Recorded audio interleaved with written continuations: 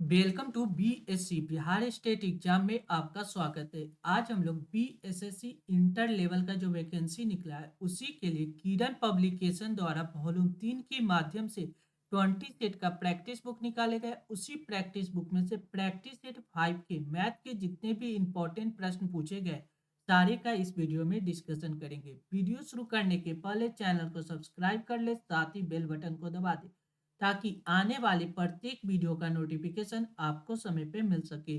साथ ही इस वीडियो को ज़्यादा से ज़्यादा शेयर करें ताकि लोगों के बीच यह वीडियो आसानी से पहुंच सके। चलिए वीडियो की शुरुआत करते हैं आज के इम्पोर्टेंट प्रश्नों के साथ। पहला प्रश्न है, ए बी और सी एक कार को क्रमशः 8, 10 और 12 दिन में पूरा कर सकते हैं। वे सभी एक साथ कार करते हुए उसी कार को कितना दिन में पूरा करेंगे? अगर तीनों मिलके उस काम को कितना दिन में करेगा ये हमको निकालना है। देखिए, ए कितना दिन में काम करता है? ए अकेला कोई काम को 8 दिन में कर लेता है। बी का बात कीजिएगा तो बी उसी काम को 10 दिन में, और सी उसी काम को कितना दिन में करेगा? 12 दिन में। तो 10, 8 और 12 का जब एलसीएम लीजिएगा तो वह टोटल वर्क पता चल जाएगा। 10, 8 और 12 का एलसीएम कितना हो जाएगा? 120। यानी 8 से 120 में डिवाइड कीजिएगा तब 15, यानी ए एक दिन में 15 काम करता है। 10 को डिवाइड कीजिएगा तब 12, बी एक दिन में 12 काम करता है और सी एक दिन में 10 काम करता है। क्या कर रहा है? सभी एक साथ मिलकर उस काम को कितना दिन में करेंगे? टोटल वर्क कितना है? 120 काम है। 120 काम है, सभी को देख लीजिए। ए एक दिन में 15, बी 12 और सी 10। जब ऐड कीजिएगा तो 7 और 3 यानी 37 से डिवाइड कर दीजिएगा। 120/37 डे, यानी करेक्ट आंसर कौन सा होगा? ऑप्शन 1 इस प्रश्न का करेक्ट जवाब हो जाएगा। कौन सा? ऑप्शन 1। क्लियर है? नेक्स्ट अगला प्रश्न देखिए, लिख रहा है, यदि चाय की कीमत 28% बढ़ जाती तो उसकी खपत में कितना प्रतिशत कमी किया जाना चाहिए ताकि इस खर्च पे अपरिवर्तित रहे? पहले जो चाय का कीमत था उससे क्या होता है? 128% का वृद्धि हो जाता है। मान लीजिए पहले 100 रुपये चाय का कीमत था, अब वह बढ़ के कितना हो गया? 128 रुपये। यानी पहले के कंपेरिजन में अब पैसा कितना कम करना पड़ेगा? 128 से 100 बदलने के लिए हमको 28 रुपया का कमी करना पड़ेगा। कितना में? 128 में। बस 28/128 गुने 100। बस इसको सिंप्लीफाई कर दीजिए। 2 से काटिएगा तो 14 दूना 28, 2 से काटिएगा 6 दूना 12, 4 दूना 8, 2 से काटिएगा 7 दूना 14, ये आ जाएगा 3 दो 32, यानी 700/32। 700/32। जब इसको सॉल्व कीजिएगा तो ये आ जाएगा आपको कितना? दो मरते लगाएगी यानी 21 पॉइंट कितना आ जाएगा? यानी 32 यानी 21, ये आपको आ जाएगा 21.7 के आसपास, 7%। यानी क्या पूछा? निकटतम वैल्यू चाहिए, यानी 21.7 यानी 22% के आसपास। यानी करेक्ट आंसर ऑप्शन 3 इस प्रश्न का करेक्ट जवाब हो जाएगा। कौन सा? ऑप्शन 3। क्लियर है? नेक्स्ट अगला प्रश्न देखिए। देखिए ये क्वेश्चन पढ़िए, किसी गंतव्य के लिए एक यात्रा निम्नलिखित तरीके से की जाती है। एक यात्रा करना है, वह अलग अलग कंडीशन दिया गया है। पहला क्या कर रहा है? 55 किलोमीटर प्रति घंटा की औसत गति से ट्रेन द्वारा 500 किलोमीटर की दूरी तय की जाती है। ठीक है। दूसरा कह रहा है, दूसरा बात क्या कर रहा है? 500 किलोमीटर प्रति घंटा की औसत विमान द्वारा 4500 किलोमीटर, यानी पहले गति ट्रेन से जाता है, फिर एरोप्लेन से 4500 किलोमीटर। फिर कह रहा है 25 किलोमीटर प्रति घंटा की औसत गति से नाव द्वारा 400 किलोमीटर की दूरी तय की जाती है। फिर कह रहा है 35 किलोमीटर प्रति घंटा की औसत गति ऑटो के द्वारा 55 किलोमीटर की दूरी तय की जाती है। पूरी यात्रा में औसत गति क्या होगा? देखिए एवरेज स्पीड चाहिए। एवरेज स्पीड हमको क्या पता है? Total distance. देखिए टोटल डिस्टेंस बटा क्या होता है? Total taken time. Average speed होता है total distance by total taken time. Total taken time यानी टोटल डिस्टेंस कितना तय किया है ये देखिए। पहले जा रहा है क्या चीज से? ट्रेन से 550 किलोमीटर का डिस्टेंस तय करता है। ठीक है, ट्रेन से 550। ठीक है।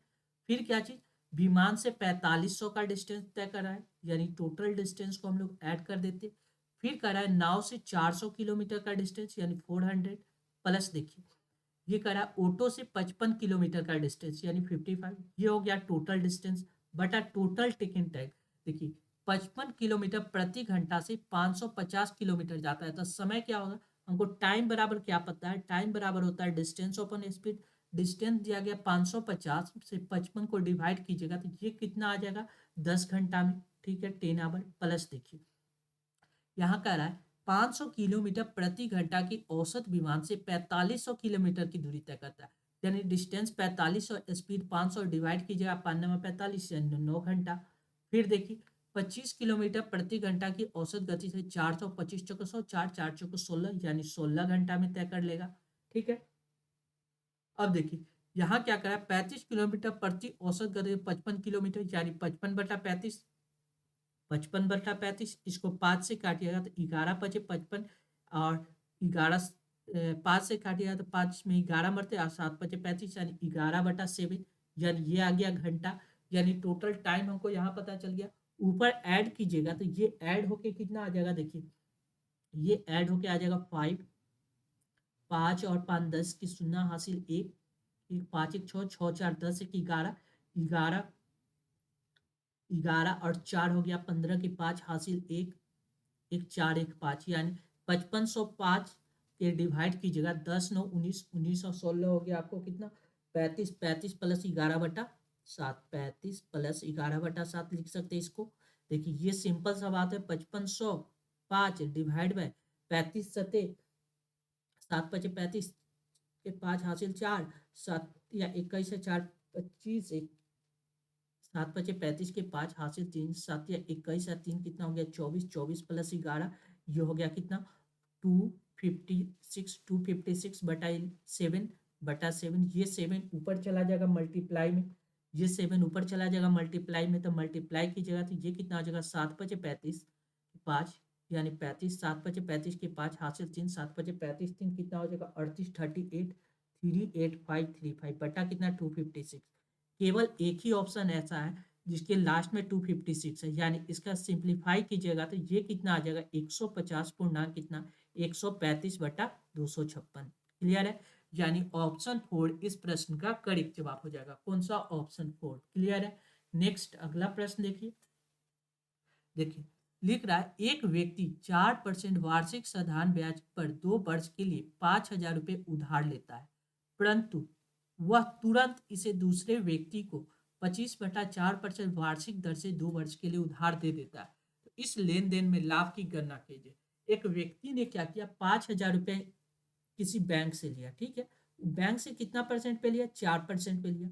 4% पे लेने के बाद किसी व्यक्ति को दे दिया कितना 25/4% पे, यानी 25 2 वर्ष के लिए लिया, टाइम कितना 2 ईयर के लिए, और किसी दूसरा व्यक्ति को भी 2 ईयर के लिए वही पैसा दे दिया। वह कितना 25/4 डिवाइड किया 6,000 के 24, 6,000 के 24 और एक यानी 4×2 = 8 4×5 = 6.25% पे दूसरा व्यक्ति को दे दिया। तो वह जो व्यक्ति है उस व्यक्ति को कितना का प्रॉफिट हुआ, 4% के लिया और 6.25% से दे दिया। उसको प्रॉफिट कितना का हो रहा है, 2.25% का उसको प्रॉफिट हो गया। कितना 2.25%, कितना पे 5,000 पे, 5,000 रुपया बैंक से लिया और 2.25% का प्रॉफिट हो गया। कितना वर्ष में, 2 वर्ष में, 2 से मल्टीप्लाई कर दिया, डबल जीरो से डबल जीरो कैंसिल, ये पॉइंट हटेगा तो नीचे 100 आ जाएगा, ये 0 से 0 कैंसिल, 5 से काट गया 5×2 = 10, 2 मरते 2 से 2 कैंसिल हो गया, यानी 225 रुपया का उस व्यक्ति को क्या होगा, प्रॉफिट हो रहा है। यानी करेक्ट आंसर ऑप्शन 1 इस प्रश्न का करेक्ट जवाब हो जाएगा। नेक्स्ट लिख रहा है अरुण ने 525 रुपये में 150 अमरूद खरीदे और उन्हें 36 रुपये प्रति दर्जन की दर से बेच दिया। अरुण का लाभ या हानि प्रतिशत ज्ञात करें। बाद में 2 स्थान तक गणना करना है, ठीक है। देखिए कितना अमरूद खरीदता है, 150 अमरूद खरीदता है, ठीक है। वह कितना में खरीदता है, 525 रुपया में, 525 रुपया में 150 अमरूद खरीदता है। तो एक अमरूद बराबर क्या लिख सकते हैं, एक अमरूद कितना में खरीदा है, एक अमरूद आप निकाल सकते, सिंप्लीफाई करना है 525/150, ठीक है। अब उसने क्या करा, 36 रुपये प्रति दर्जन, एक दर्जन में कितना अमरूद होता है आपको पता है, 12 अमरूद होता है। अगर एक अमरूद का प्राइस इतना है तो 12 अमरूद का यहाँ से हम लोग प्राइस निकाल सकते। 5 से काटिएगा तो ये कितना, 15×2 = 30, 15×3 = 45, 3 मरते लगेंगे 45 और 4×5 = 50 45, ये आपको कट के कितना आ जाएगा। देखिए हम लोग क्या करते हैं, यहाँ पहले डिवाइड कर लेते हैं, यहाँ बच कितना रहा है, 7 बच रहा है, यानी 7 यानी 15, ये हो गया 75, यानी 15×5 = 75, यानी 35, 35/10, यानी एक अमरूद का दाम हो गया 35/10। हमसे क्या पूछ रहा है, 12 अमरूद का अगर हम दाम निकाल लें, 12 अमरूद का अगर हम लोग दाम निकाल लें तो आसानी से हो जाएगा 35 × 12/10 लिख सकते हैं, कोई दिक्कत नहीं। ये हो जाएगा कितना, 12×5 = 60, 6 12 × 4 = 36, 36 और 6 कितना हो जाएगा 42, यानी 42, या 420/10, 420/10 यानी कैंसिल, यानी 42। हमको क्या पता चल गया, एक दर्जन अमरूद हमने कितना में खरीदा था, 42 रुपया में, और कह रहा है एक दर्जन अमरूद 36 रुपया में बेच देना है। 42 रुपया में खरीदे, यानी सीपी हो गया 42 रुपया, एसपी कितना दिया गया, 36 रुपया, यानी हमको क्या हो रहा है, लॉस हो रहा है। तो लॉस कितना का हो रहा है, तो आप देखिएगा 6 रुपया का लॉस हो रहा है। 6 का लॉस कितना पे, 42 पे, मल्टीप्लाई 100, 6 7 42, 7 मरते कट जाएगा, यानी 100/7 आप लोग लिखिएगा। 100/7 कितना होता है, 100/7 होता है 14.2/7%, यानी ये क्या होगा, लॉस होगा। यानी करेक्ट आंसर कौन सा होगा, ऑप्शन 14.9, 14.2.9% का हानि, यानी ऑप्शन 1 इस प्रश्न का करेक्ट जवाब हो जाएगा। कौन सा, ऑप्शन 1। क्लियर है। नेक्स्ट अगला प्रश्न देखिए, अगला क्वेश्चन क्या कर रहा है, देखिए लिख रहा है, पांचवी अभाज्य संख्या और 100 से ठीक बाद वाली अभाज्य संख्या का गुणनफल क्या होगा। देखिए सबसे पहला अभाज्य संख्या होता है, क्या होता है, 2 होता है, 2 के बाद 3 होता है, 3 के बाद क्या होता है, 5, 5 के बाद 7, 7 के बाद कितना होता है, 11, यानी पहला दूसरा तीसरा चौथा पांचवा, यानी पांचवी अभाज्य संख्या कितना हो गया, 11। और 100 के ठीक बाद, तो 100 के ठीक बाद अभाज्य संख्या कौन सा होता है, 101 एक अभाज्य संख्या करा है। इन दोनों का मल्टीपल, यानी 11 × 101, 11 को 101 से मल्टीप्लाई कीजिएगा, कितना, 1111, यानी करेक्ट आंसर ऑप्शन 3 इस प्रश्न का करेक्ट जवाब हो जाएगा। कौन सा, ऑप्शन 3। क्लियर है। नेक्स्ट अगला क्वेश्चन देखिए, अगला क्वेश्चन क्या लिख रहा है, ठीक है, यदि अंकित मूल्य क्रयमूल्य से 75% अधिक है और अंकित मूल्य पे 40% की छूट दी जाती है तो प्रतिशत लाभ ज्ञात कीजिए। देखिए अंकित मूल्य क्या है, क्रयमूल्य से 75% अधिक अंकित की, यानी 75% अधिक अंकित की, और छूट कितना दे रहे हैं, 40% का, -40, ये कितना दिया, plus minus minus 75 multiply 40 divide by 100, बस इसको सॉल्व कर देना है। 75 में से 40 आएगा तो ये हो जाएगा 35, 35 माइनस, देखिए 25 75, 25 × 100, 4 मरते, 4 से ये कट जाएगा 10 मरते, यानी 35 माइनस 30, यानी कितना हो गया, 5%। 5% का क्या हो रहा है, प्रॉफिट हो रहा है, क्योंकि प्लस साइन आ रहा है, यानी करेक्ट आंसर ऑप्शन 4 इस प्रश्न का करेक्ट जवाब हो जाएगा। कौन सा, ऑप्शन 4। नेक्स्ट अगला प्रश्न देखिए, लिख रहा है, यदि राम के धन का 45% सोहन के धन के 50% में जोड़ा जाता है और तो कुल राशि सोहन के धन का 86% हो जाता है, तो सोहन के पास राम के धन का कितना प्रतिशत था।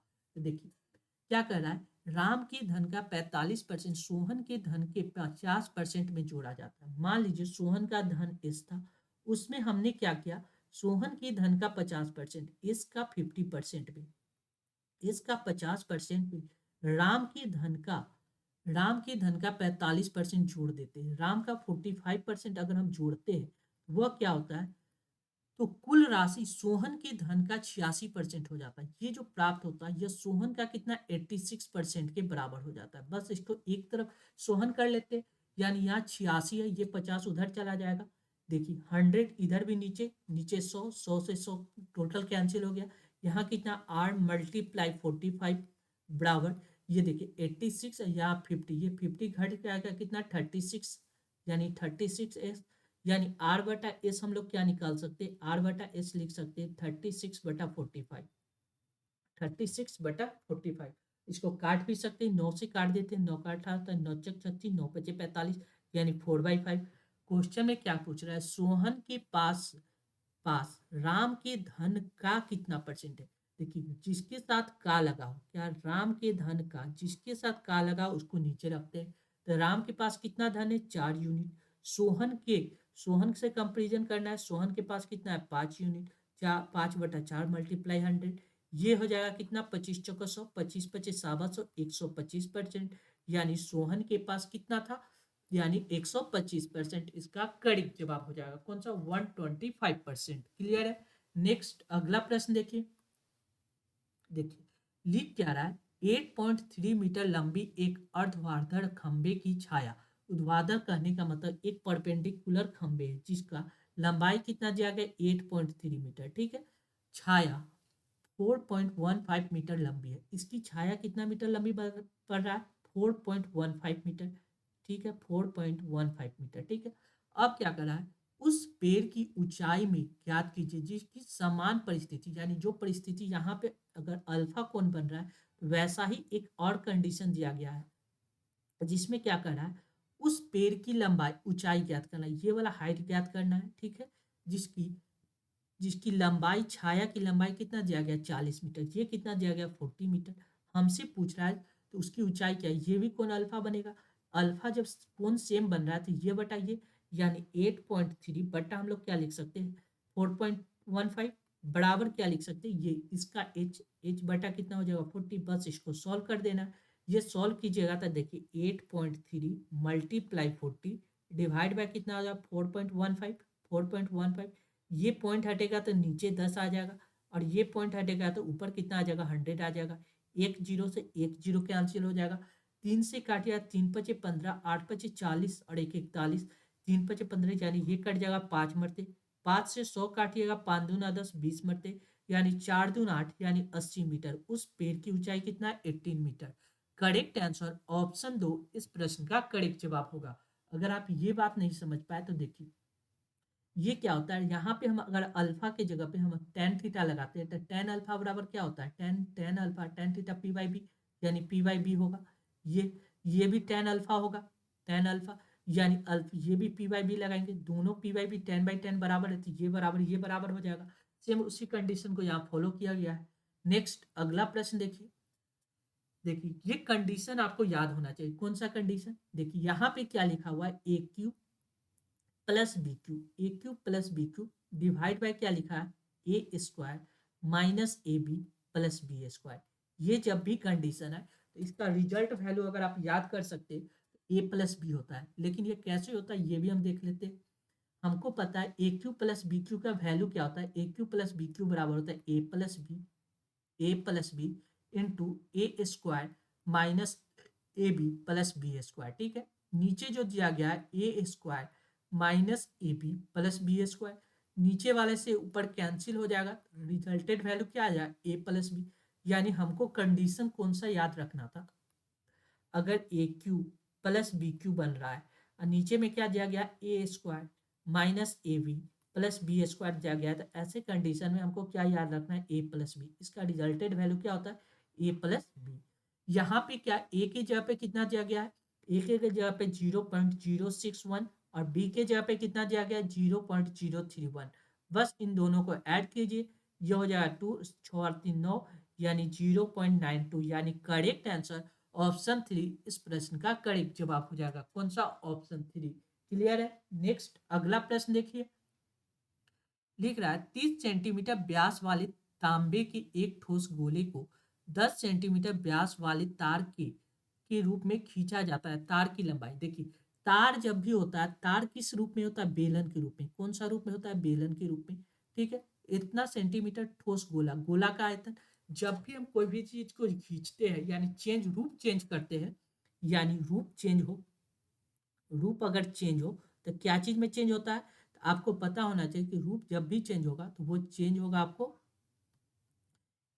वॉल्यूम में, वॉल्यूम चेंज होता है, ठीक है। रूप चेंज जब भी कहा जाए तो हमको क्या चीज में चेंज करना होगा, वॉल्यूम में चेंज करना पड़ेगा, ठीक है। यानी पहले जो वॉल्यूम था किसका, गोला का वॉल्यूम। गोला का आयतन आपको पता होना चाहिए, गोला का वॉल्यूम होता है 4/3। गोला के बारे में आप लोग को देख लीजिए, गोला का वॉल्यूम कितना होता है, 4/3 पाई आर क्यू, ठीक है।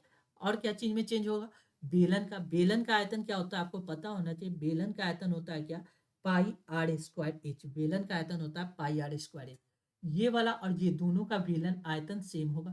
तो अब देखिए पहले क्या है, गोला का आयतन, गोले की जगह 4/3, देखिए 30 सेंटीमीटर व्यास, जब व्यास 30 सेंटीमीटर है तो त्रिज्या क्या होगा, इसका आधा हो जाएगा। यानी त्रिज्या कितना हो, 4/3 पाई इंटू आर की जगह पे कितना लिख सकते हैं, 15 का क्यूब, ठीक है। बेलन का क्या होगा, पाई आर स्क्वायर। क्या करा है 10 सेंटीमीटर व्यास, तो व्यास दिया गया तो त्रिज्या कितना होगा 5, 5 का स्क्वायर इंटू एच। ठीक है, ये वाला एच फाइंड आउट करना है, यानी पाई से पाई कैंसिल हो गया, 4/3 मल्टीप्लाई 15 मल्टीप्लाई 15 मल्टीप्लाई 15 लिख सकते हैं। ये 5 का स्क्वायर डिवाइड में आ जाएगा तो कितना होगा 5 मल्टीप्लाई 5, 5 से काटिएगा तो 50 25 5 मरते, इस 5 से काटिएगा तो 50 25, एक मिनट, 5 से काटिएगा तो कितना मरते कट जाएगा 3 मरते ना कट जाएगा, 5 15 3 मरते। ठीक है, जिस 5 से काटिएगा तो ये 3 मरते, एक 3 से एक 3 कैंसिल, 15 चौका 60, 60 तिहाई कितना हो गया 6 18 180, यानी 180 मीटर लंबा हुआ तार की लंबाई होगा। यानी करेक्ट आंसर कौन सा होगा, ऑप्शन 2 इस प्रश्न का करेक्ट जवाब हो जाएगा। कौन सा, ऑप्शन 2। क्लियर है। नेक्स्ट अगला प्रश्न देखिए, यदि के स्क्वायर प्लस 3 और के क्यूब प्लस 5 अभाज्य है तो के का मान ज्ञात कीजिए। क्या कह रहा है, ये सारा कंडीशन अभाज्य का दिया गया है, तो के का मान ज्ञात कीजिए। ये के भी क्या होना चाहिए, अभाज्य संख्या होना चाहिए। जब यह अभाज्य संख्या है तो इनमें से जो भी भाज्य संख्या वो तो आंसर होगा नहीं, यानी ऑप्शन 2 आंसर नहीं होगा। ये बात फाइनल है, क्योंकि 4 क्या है भाज्य संख्या, यानी इसके हिसाब से ये आंसर नहीं होगा, ऑप्शन से कट गया। अब हम क्या करते हैं, ऑप्शन पुटअप करते हैं, यानी ऑप्शन वन में क्या दिया गया, दो दो पुटअप करेंगे तो देखिए के का वैल्यू कितना आ जाएगा 2। अब के क्यू के स्क्वायर प्लस 3 दिया गया है, तो के की जगह पे 2 रखेंगे तो 2 का स्क्वायर 4, 4 प्लस 3 कितना हो जाएगा 7, ये भी अभाज्य संख्या बन रहा है। के पावर 3 प्लस 5 दिया गया है, तो के का क्यू कितना होगा, 2 का क्यू कितना होता है 8, 8 प्लस 5 कितना, 8 2 10, 10 3 13, 13 क्या होगा अभाज्य संख्या होगा, यानी 2 7 और 13 प्राप्त हो रहा है। ये तीनों क्या है अभाज्य संख्या, यानी करेक्ट आंसर ऑप्शन 1 इस प्रश्न का करेक्ट जवाब हो जाएगा। कौन सा, ऑप्शन 1। नेक्स्ट अगला प्रश्न देखिए, देखिए ये क्वेश्चन समझिए, किसी देश की प्रारंभिक जनसंख्या 1,87,500 है। यदि जन्म और मृत्यु दर क्रमशः 13% और 9% है तो 2 वर्ष के बाद देश की जनसंख्या क्या होगा। देखिए क्या कर रहा है, जन्म दर और मृत्यु दर 13% यानी 13% व्यक्ति जन्म लेता है, तो उनमें से क्या होता है 9% व्यक्ति ऐसा है जिसकी मृत्यु हो जाता है। तो ओवरऑल जनसंख्या में कितना का डेवलपमेंट हुआ, 13 में से 9 जाएगा तो कितना हो जाएगा 9 4 13, यानी 4% की जनसंख्या बढ़ रहा है। यानी हर साल जनसंख्या में कितना का वृद्धि होगा, 4% का। 4% वृद्धि कहने का मतलब 4% का फ्रैक्शन वैल्यू कितना होता है 25 चौको 100 1/25, यानी अगर जनसंख्या 25 है तो एक साल के बाद वह जनसंख्या कितना हो जाएगा 26। लेकिन यह जनसंख्या कितना साल के बाद चाहिए, 2 वर्ष के बाद, यानी आप 25 का स्क्वायर करेंगे तो ये भी जनसंख्या कितना 26 का स्क्वायर आ जाएगा। ये प्रिंसिपल यानी शुरू की जनसंख्या, ये अमाउंट यानी चेंज होने के बाद क्या जनसंख्या प्राप्त होगा। 25 का स्क्वायर कीजिएगा तो ये आता है 625, और 26 का स्क्वायर कीजिएगा तो 676, 676। ठीक है, ये देखिए शुरू में जनसंख्या कितना था 1,87,500, कितना था 1,87,500। अब इसका ये कितना गुना है तो आप देखिएगा, चौथी 18 3 बढ़ते, यानी लमसम ये 3 गुना है, 3 से मल्टीप्लाई कीजिएगा तो ये कैंसिल हो जाएगा, और डबल जीरो यानी 300 गुना है, यानी 625 का ये टोटल कितना है 300 गुना है, तो ये जो अमाउंट चेंज हो रहा है यह भी 300 गुना बढ़ जाएगा। यानी इसमें 300 से मल्टीप्लाई कीजिएगा तो ट्रिपल जी डबल जीरो, चौथिया 18 के 8 हासिल 1, सातिया 21 22 के 2 हासिल 2, चौथिया 18 18 के बाद 19 1 20, यानी 20 28 डबल जीरो, यानी करेक्ट आंसर कौन सा होगा 20 28 डबल जीरो, यानी ऑप्शन 2 इस प्रश्न का करेक्ट जवाब हो जाएगा।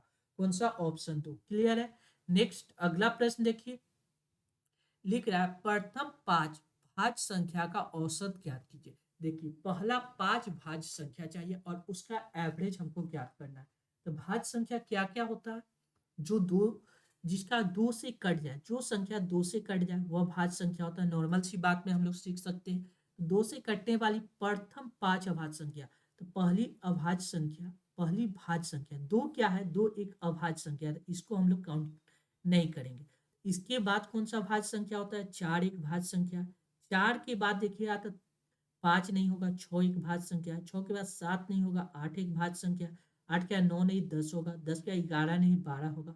ठीक है, 2 3 5, यानी टोटल कितनी भाज्य संख्या चाहिए, 5 भाज्य संख्या चाहिए। हमने 5 लिख दिया। अब इसी को ऐड करके क्या करना है, इसका औसत निकालना है। तो देखिए 6 4 10, 10 8 18, 18 और 2 20, 20 10 30, 30 10 40, यानी टोटल सम कितना हो जाएगा 40। 40 को कितना से डिवाइड करना होगा 5 संख्या से, 5 से डिवाइड किया 5 8 40 यानी 8, यानी करेक्ट आंसर कौन सा होगा। देखिए 1 मिनट, हमको कितना तक चाहिए था प्रथम। देखिए भाज्य संख्या का ये कंडीशन थोड़ी जो होता है कि 2 से कट जाए, 2 से कटना मतलब इवेंट संख्या होता है, इवेंट संख्या। भाज्य संख्या वह है जिसका फैक्टर किया जा सकता है। तो पहला भाज्य संख्या हमने क्या किया, 4 हो गया। 4 के बाद क्या कर सकते, 5 नहीं कर सकते, 6 कर सकते, 6 के बाद 7 एक नहीं है, 8 एक भाज्य संख्या, 8 के बाद 9 एक भाज्य संख्या, क्यों, क्योंकि यह 3 का फैक्टर है।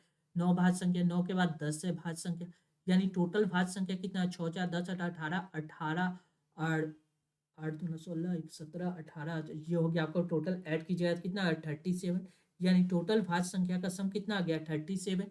ये करा 5 से डिवाइड करने, 5 से डिवाइड किया जाए तो 7 5 35, 7.35 36 37, यानी 2 5 को 20, यानी 7.4, यानी करेक्ट आंसर कौन सा होगा, ऑप्शन 4 इस प्रश्न का करेक्ट जवाब हो जाएगा। कौन सा, ऑप्शन 4। क्लियर है। नेक्स्ट अगला प्रश्न देखिए, लिख रहा है 24 सेंटीमीटर, 17 सेंटीमीटर और 9 सेंटीमीटर भुजा वाले त्रिभुज का क्षेत्रफल ज्ञात कीजिए। देखिए 24 दिया गया, 17 दिया गया, 9 दिया गया। अगर यह ट्रिपलेट होता तो हम लोग सॉल्व कर सकते, किसके लिए लगा देते, तब तो राइट एंगल ट्रायंगल लगा देते। लेकिन यहाँ 24 17 और 9 कोई ट्रिपलेट नहीं बन रहा है, यानी इसका एवरेज हम एस कैसे निकालते, एस बराबर होता है इन दोनों तीनों का जोड़, यानी 24 प्लस 17 प्लस 9 को ऐड करके हमको क्या करना पड़ेगा, 2 से डिवाइड करना पड़ेगा। ये कितना होगा 24 17 9 हो जाएगा 50, 50 को 2 से डिवाइड कीजिएगा तो ये कितना हो जाएगा 25, यानी इसका वैल्यू कितना आ गया 25।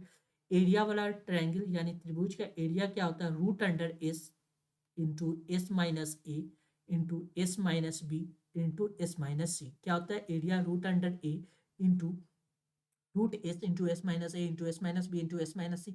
एस के जगह पे क्या लिख सकते हैं 25, एस के जगह पे 25 मल्टीप्लाई 25 में से 24 घटेगा तो कितना आएगा 1, मल्टीप्लाई 25 में से 17 को घटाइएगा तो ये कितना आ जाएगा 8 आ जाएगा, 17 8 25।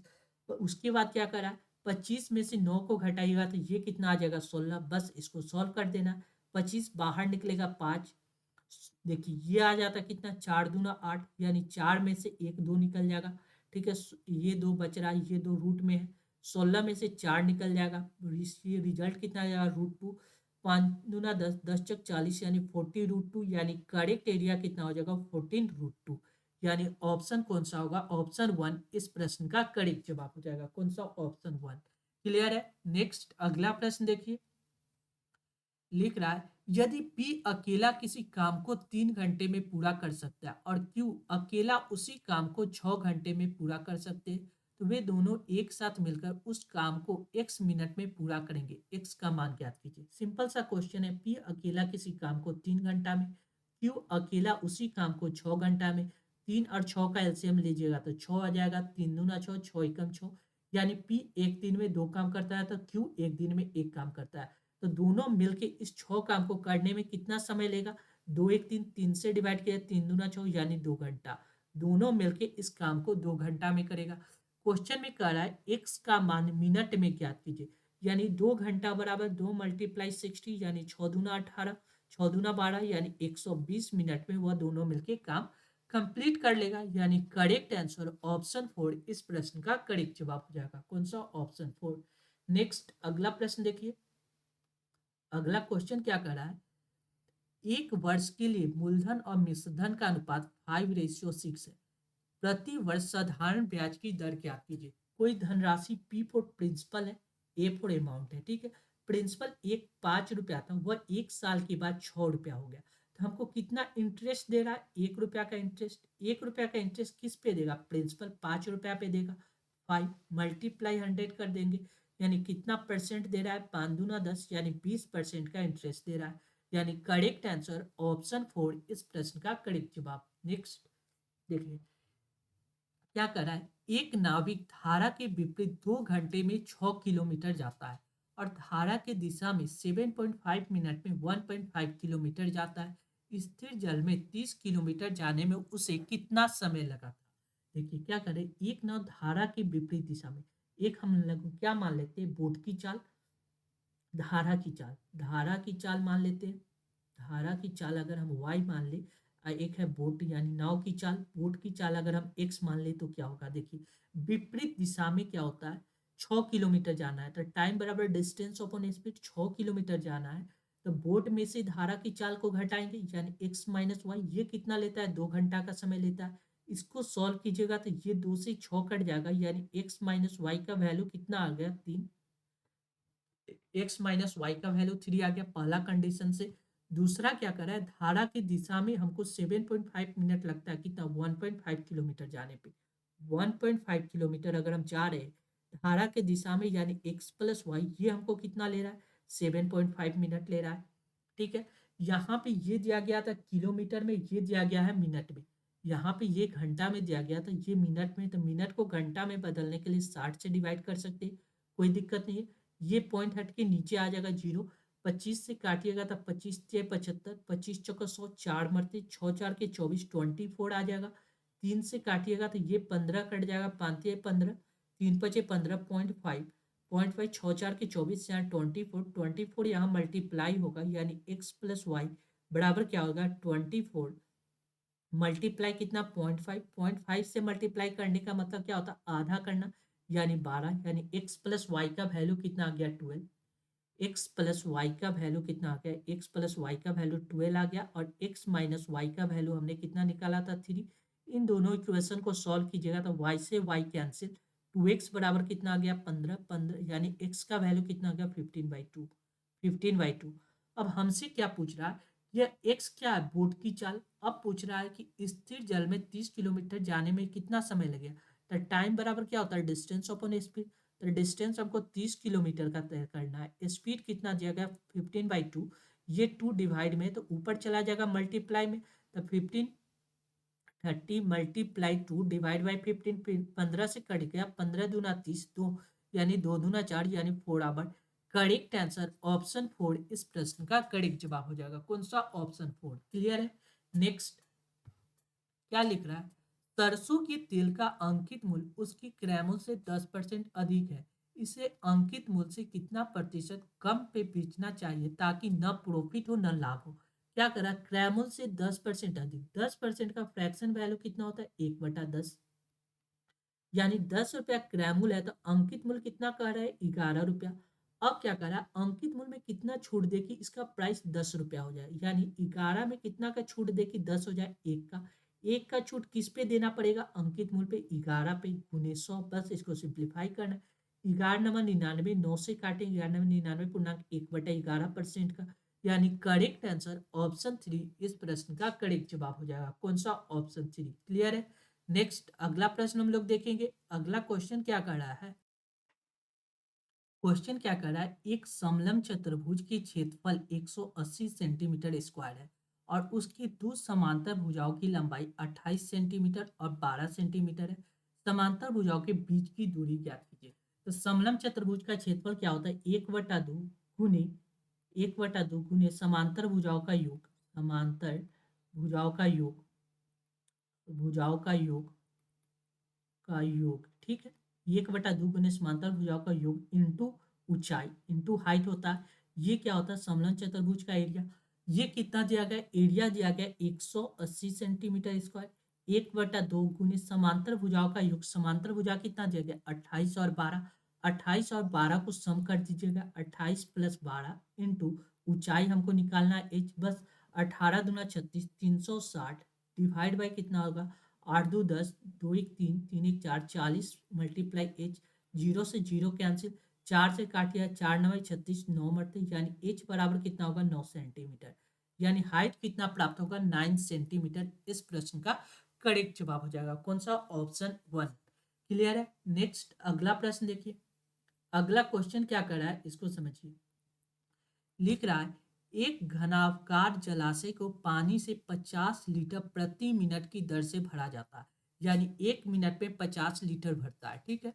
तो जलाशय का आयतन 120 मीटर है, तो वह कितने घंटे में जलाशय को पूर्ण रूपेण भर देगा। तो देखिए 1 मिनट में कितना करता है, 50, देखिए 50 लीटर प्रति मिनट, यानी 50 लीटर 1 मिनट में भरता है, तो उसको भरने में कितना समय लगेगा, टी टाइम में वह पूरा जलाशय को भर लेगा, मैंने मान लिया। वह जलाशय कितना लीटर का है? 120 मीटर क्यूब का है। यानी 120 मीटर क्यूब, तो मीटर को लीटर में बदलने के लिए 1000 से मल्टीप्लाई कर देंगे। यानी 120 मल्टीप्लाई 1000, इतना लीटर का वह क्या है? जलाशय है। उसको भरने में टी टाइम लगेगा। यह टाइम हमको क्या चीज में चाहिए? मिनट में दिया गया है। ये टाइम हम टी मिनट में भर लेगा, टी मिनट ले रहे हैं, ठीक है। यानी टी मिनट बराबर हम लोग लिख सकते हैं कितना? 120 मल्टीप्लाई 1000 डिवाइड बाई 50। 50 से डिवाइड किया तो जीरो से जीरो कैंसिल, 5 से काटिया 5 दूना 10, यानी 20 मरते। यानी टाइम बराबर कितना हो जाएगा? 120 मल्टीप्लाई 20 मिनट। ये आ गया मिनट। जबकि हमको क्या पूछ रहा है? कितने घंटे में भर लेगा। यानी मिनट को घंटा में बदलने के लिए हमको क्या करना पड़ेगा? 60 से डिवाइड करना पड़ेगा। 120 मल्टीप्लाई 20 डिवाइड बाई 60 घंटा। यानी 6 से जीरो कैंसिल, 2 तिहाई 6, 3 मरते, 3 से कट जाएगा 12, 3 चौको 12, यानी 14 आवर, यानी 40 घंटा में वह क्या करेगा? जलाशय को पूर्ण रूपेण भर देगा। यानी करेक्ट आंसर ऑप्शन 3। नेक्स्ट अगला प्रश्न देखिए, लिख रहा है 36,000 रुपये के इस प्रकार बांटा जाता है कि पहले भाग का आधा, दूसरे भाग के 1/3 और तीसरे भाग के 5वां भाग समान है, ठीक है। तो तीसरे भाग का मान ज्ञात कीजिए। बस इसको पहले सिंप्लीफाई लिख दीजिए। पहले भाग का आधा, मान लीजिए ये पहला भाग है, इसका आधा, ठीक है। दूसरा भाग बी होगा, उसका 1/3, ठीक है। और सी तीसरा भाग है, उसके तीसरे भाग का 5वां भाग, 1/5 भाग। वो सभी आपस में बराबर है। मान लीजिए यह के बराबर है। यानी ए बराबर क्या लिख सकते हैं? 2 के लिख सकते हैं। बी बराबर हम लोग क्या लिख सकते हैं? 3 के लिख सकते हैं। सी बराबर क्या लिख सकते हैं? 5 के लिख सकते हैं। यानी A ratio B ratio C simplify कीजिएगा, यह 2:3:5 आ जाएगा। आपको ये बात आपको पता होना चाहिए, जब भी नीचे में बटा के रूप में रखा जाए तो इसका मतलब होता है ए का वैल्यू 2 है, बी का वैल्यू 3 है, सी का वैल्यू 5 है। ये बात होता है, ये आपको कंडीशन याद रख सकते हैं, ठीक है। अब क्या कर रहा है? 36,000 रुपये को बांटना है। तो 36,000 को 3 दू 5, 5 10 यूनिट में बांटेंगे। 10 यूनिट में 36,000 को बांटना है, तो 36,000 बड़ा 10 यूनिट हो गया। यानी एक यूनिट का वैल्यू कितना हो गया? 360 रुपया। पूछ रहा है तीसरे भाग का मान ज्ञात कीजिए। तीसरा भाग सी, सी का यूनिट कितना है? 5 यूनिट। एक यूनिट का वैल्यू इतना है, तो 5 यूनिट का वैल्यू मल्टीप्लाई कर देंगे। 360 मल्टीप्लाई 5, ये कितना हो जाएगा? 0, 6×5 = 30, 3×5 = 15, 3 × 18, यानी 1800 रुपया। यानी करेक्ट आंसर ऑप्शन 4 इस प्रश्न का करेक्ट जवाब हो जाएगा। कौन सा? ऑप्शन 4। क्लियर है। नेक्स्ट अगला प्रश्न देखिए, लिख रहा है एक स्टोर एक वस्तु को 500 रुपये में बेचता है और 25% का लाभ अर्जित करता है। कोई व्यक्ति 25% का प्रॉफिट कमा रहा है, यानी 125% में बेच रहा है कोई सामान। यानी 125% का वैल्यू दिया गया 500।